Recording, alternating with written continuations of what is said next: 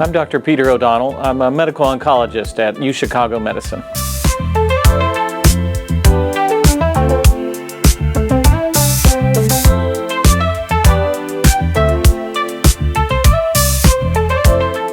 Many patients have heard about the idea of precision medicine, which is a reality in 2026. Precision medicine really means that we're able to try to find the right medicine at the right dose for the right patient up front, rather than using a trial and error approach when we're prescribing medicines.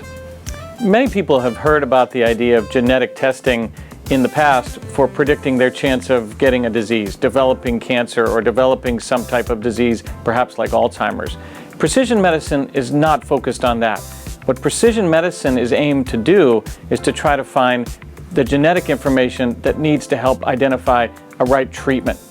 For patients with cancer, the idea of doing genetic testing on a patient's cancer tissue has actually been around for a long time and is quite commonplace. Most oncologists would actually use this as part of their routine treatment decision-making for patients with cancer, but now we're seeing the idea of precision medicine therapies even branching to other areas of medical treatment.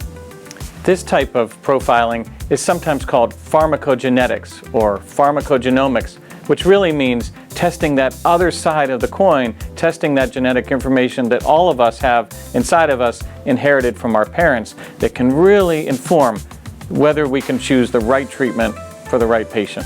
This type of information, pharmacogenomic information, is now where physicians are seeing the future of comprehensive prescribing for patients.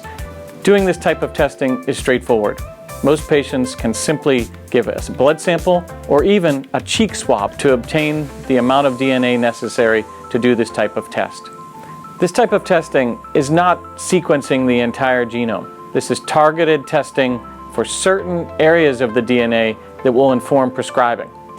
Part of the reason that this is so timely is that the FDA, the government, has now directed that physicians must test a certain part of the inherited genome prior to patients receiving certain chemotherapies. Some of the cancers affected by this new directive are for patients that have colon cancer, patients with breast cancer, and other types of cancer.